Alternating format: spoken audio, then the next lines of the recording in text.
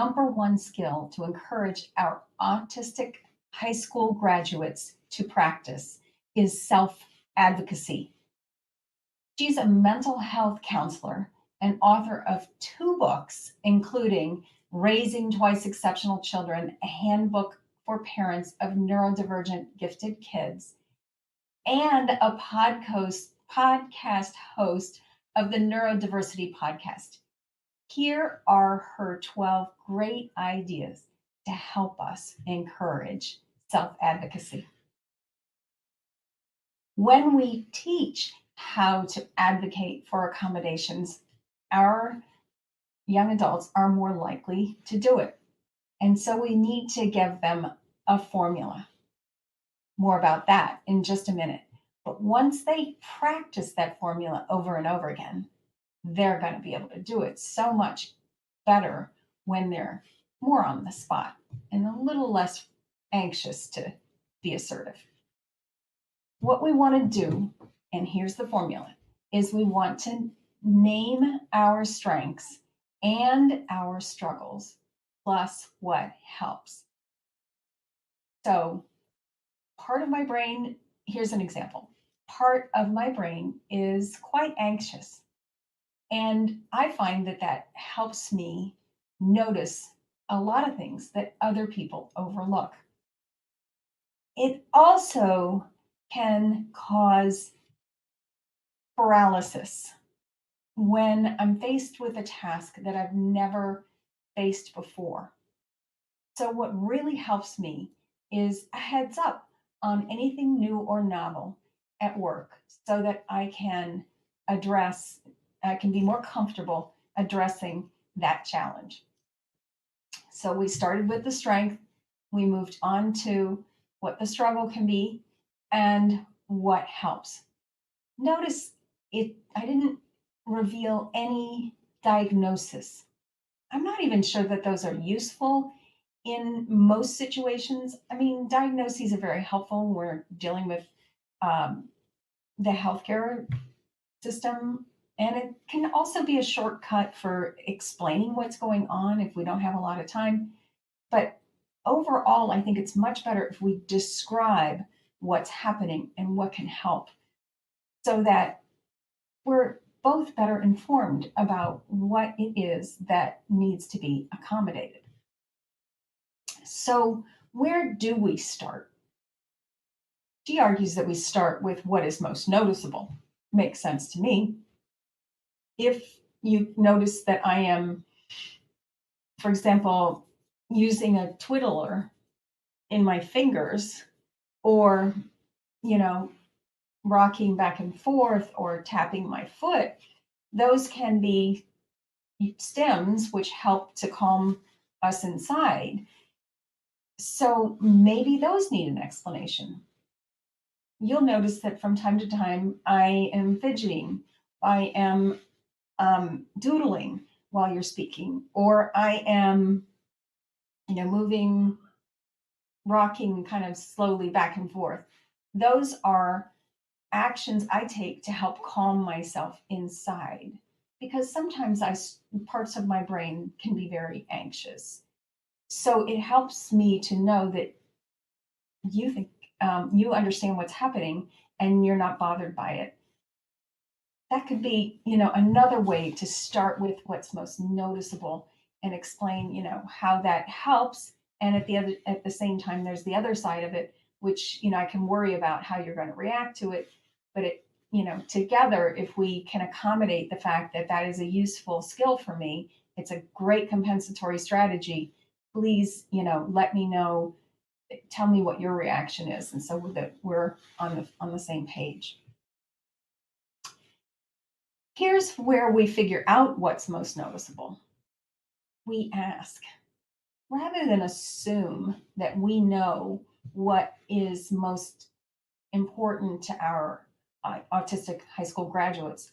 It's always best to ask first what they think, because who's going to implement the solution? Our autistic high school student is going to implement the solution, and it's much more likely to be implemented if it's their solution. if it's their solution to a problem that is most important to them. That's why we need to discover. And we discover it through listening. So we can start the conversation by saying, I noticed that you haven't left your room for anything other than going to the bathroom or taking a shower or getting food out of the refrigerator in 5 days. And that's where we state the facts. And then we stop. Or we could say, I'm uncomfortable, and I miss you. There's another statement that tells them where we're coming from. And then we listen. I prefer the method of doing the reflective listening technique, where we first capture their emotion. And sometimes all we need to say is whether we notice that they're comfortable or uncomfortable. So it doesn't have to be, a poet's specificity. Sometimes what gets the process starting is just noticing whether we are uncomfortable or not, or comfortable. Then we reflect what they said as a statement, a short statement, and the whole reflection should be less than 15 words. Because what we're trying to do is restate what we're seeing, not just parrot their words, because sometimes that can make them feel like we are making fun of them, which is not at all our intention. So if we say, you seem uncomfortable because you had an awkward conversation at school or at work or with a family member. Good for us to state what it is that they're uncomfortable with.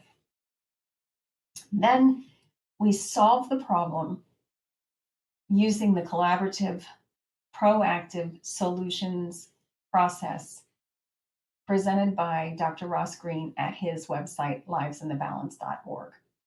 We start out with the facts. We listen to their perspective first. Then we share ours very succinctly, because we know that their brain has limited bandwidth for listening. And then we come to the solution together. And the solution is always to use the scientific method. That's where we put out a hypothesis. We agree to test. We implement the test, and then we review the results. So an example would be, I think that it might be helpful if I were to cue you at the dinner table if I see you're resting your head on your chin. And my cue is going to be, tapping my cheek. How does that, my hypothesis is that you need a cue. My suggested experiment is I'm just going to tap my cheek, and you're going to say, is that all right or not? Then you're going to agree together as to whether or not that's a solution that works for them. And then we go do the experiment and we see if it does indeed work or not. And we trust that scientific process over and over again to discover what works for our autistic high school graduate. Because there isn't a magic wand that we can wave or a rule book that we can read that is going to solve their problems. They create the best solutions for the problems that they care most about, and they do something about that. And that's what we need to keep in mind. Where are we in that Goldilocks process of trying to decide whether or not we are enabling or accommodating? And so, okay, enabling is doing it for them. Accommodating is helping them design solutions that they implement. Make sense? It's kind of a pretty clear line between the two. If we're doing it, we're enabling. If they're doing it, they implement it. But still, there's that middle part where we scaffold. We put supports in place in the form of cues, in the form of whatever we do, physical, like putting something, a sticky note on the mirror, whatever it is, a note in the phone, an alarm on the phone, whatever it is that we decide is the best thing to implement. And then we go forward, seeing whether or not, those are going to work. So if those work for a while and we practice it over and over again, we can start experimenting with removing the scaffolding. We don't want to do this too quickly. Our autistic high school graduates need a lot of repetition before they will adopt a new behavior as part of their normal way of being. Frankly, all of us need a lot of repetition before we adopt a new way of being. Why are there so many New Year's resolutions about whether or not whether we're going to exercise? It's because adopting that behavior change is hard. It takes time, it takes repetition, it takes really being committed to ourselves to make that change. So if we notice ourselves struggling with change, it's so much easier for us to have compassion for our autistic young adults who are being asked to change. This is the one that I think is really good, is that if we start naming our brain and we look at it in parts, then we can speak to those parts as if they were a young child with compassion. And most of the things that come up fall into two categories. I'm not good enough, or my world is something wrong is happening in my world. And so if we say, okay, my brain is worried that I'm not good enough. There's a part of my brain that worries that I'm not good enough. Let me talk to that part of my brain as if it were a young child with compassion, saying, I get it. I understand that you're worried that you're not good enough. You're not a good enough mom. You're not a good enough girlfriend, boyfriend, student, worker, all the various roles that we have in our lives. Tell me about that. What's going on with that? When do you remember yourself feeling that way? Maybe a long time ago. Let's figure out what were some of the thoughts, and let's tease those out and see if we can't look at them and say, okay, now that we're where we are now, what might be helpful to that young child if we could offer them, something that they might consider thinking instead. Fascinating way to to separate out what's going on with our brain, to slow things down and really find out what solutions work best for us, what thoughts really do work to produce the results we want. The ninth concept that Emily suggests is that people are only disabled if they aren't accommodated. Yeah, I have a very good friend I've known since she was very young, since she was a baby, who is deaf. And it would be completely ridiculous for me to just speak to her without accommodating her deafness. I'm not a signer, but I certainly know where Otter is. And so often I can just speak into my phone and hand it to her, and it's right there. So I'm accommodating her deafness. She's accommodating the fact that I don't have the skill to sign. So it's really a two-way street. And that's why when we ask for accommodations in the world, especially in the work world, it's appropriate for us to think of it as accommodating both parties. I have a brain that is autistic, and part of it is worried often. And so that's how it shows up. It's a good thing because I'm a very conscientious worker, and it shows up sometimes when I'm put in a situation that I didn't know was going to happen. So it's really helpful to me if you tell me about it.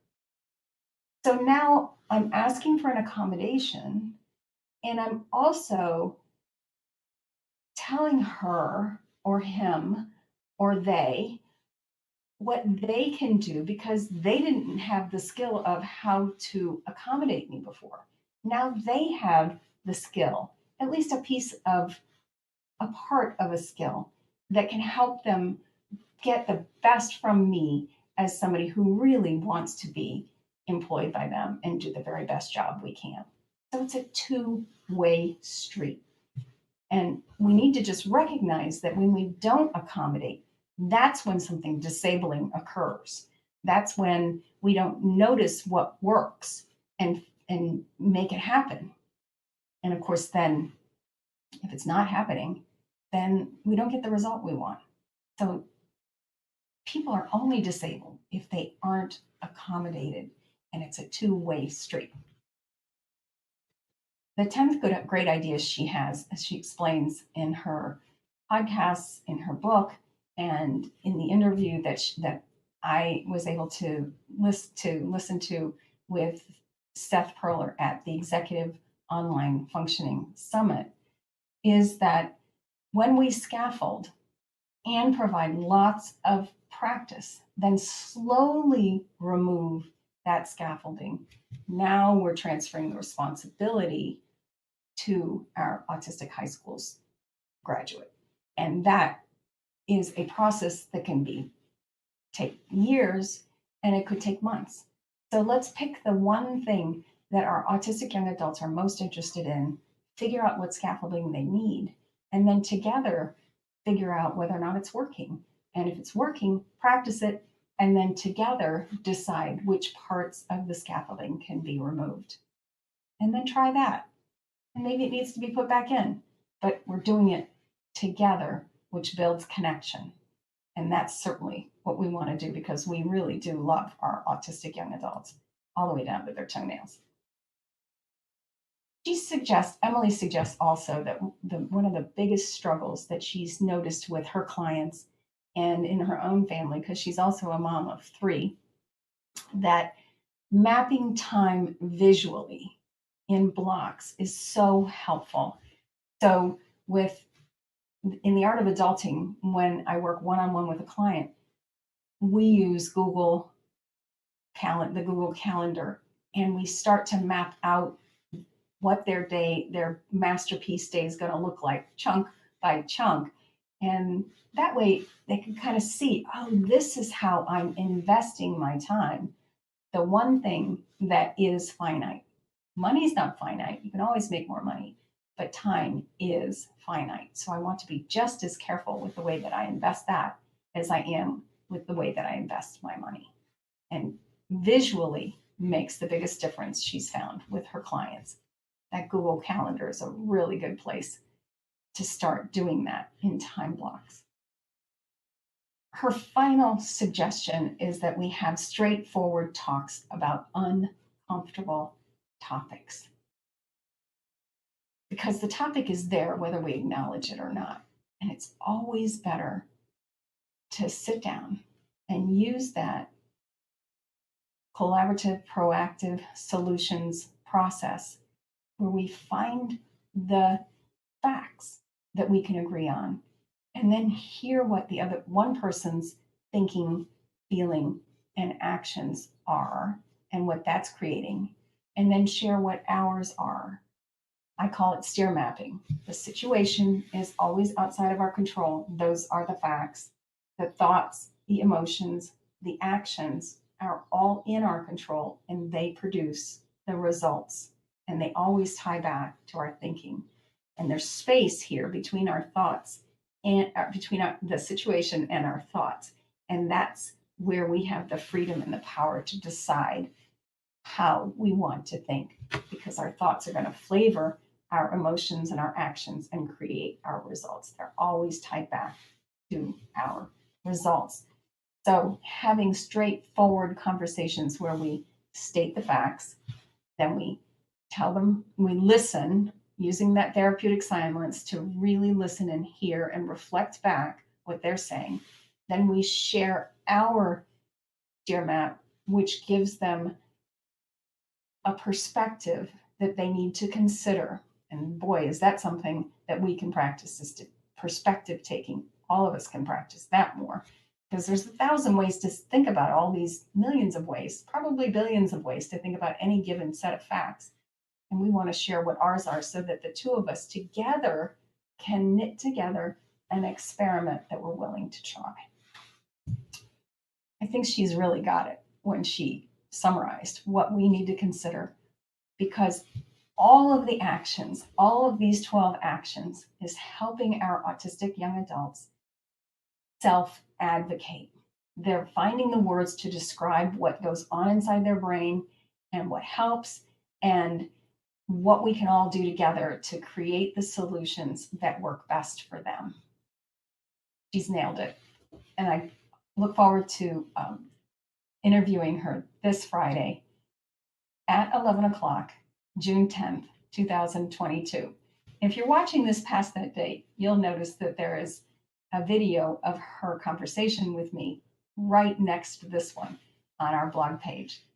To find Emily, you can go to her website, and to find that video, this video and the others of the other one of our conversation this Friday, you can go to my blog at lindsaydavidson.com/blog. I so look forward to implementing as many of these suggestions as I can with my own family. Bye for now.